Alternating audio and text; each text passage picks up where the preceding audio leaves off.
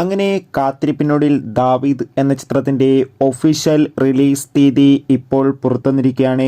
ആ ഒരു അപ്ഡേഷനാണ് ഇന്നൊരു വീഡിയോ ഭാഗത്ത്. വീഡിയോയിലേക്ക് മുൻപ് വീഡിയോ ലൈക്ക് ചെയ്യുക, ചാനൽ സബ്സ്ക്രൈബ് ചെയ്യുക.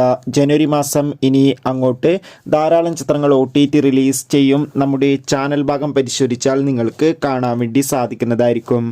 ആൻ്റണി വർഗീസ്, വിജയരാഘവൻ, ഷൈജു കുറുപ്പ് എന്നൊക്കെ പ്രധാന കഥാപാത്രങ്ങളായി വരാൻ പോകുന്ന ചിത്രമാണ് ദാവീദ്.